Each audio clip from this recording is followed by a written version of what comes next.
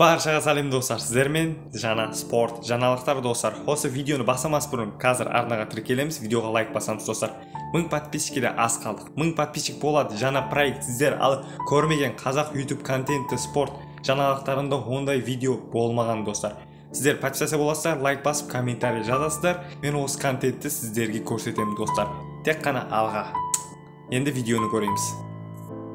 Баршаға салем достар, сіздермен спорт жаңалықтары. Видеоны бастамас бұрын арнаға тіркелеміз, видеоға лайк басуды ұмытпаймыз. ВБА Головкинді чемпиондық белбеуін қорғауға міндетті.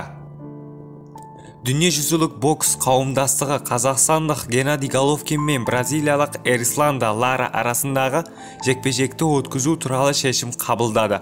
Головкин мен Лараға жекпе-жекті өткізу келісуге бір ай уақыт берілді. Жеңімпаз орта салмақта ВБА ұйымының жалғыз чемпионы болады. Егер тараптар келісе алмаса, промоутерлік саудаға жіберіледі. Ондай жағдайда сыйақы 75-тен 25-ке дейін Головкиннің пайдасына шешіледі, делінген ВБА мәлімдесінде.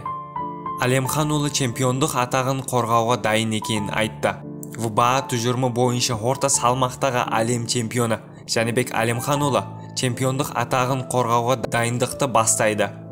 Бұл туралы Жәнібектің командасы Instagram желісінде парақшасында хабарлады. Желіде боксшының бірінші суретін жариялап, біз оқу жаттығу жиынына дайынбыз деп жазады.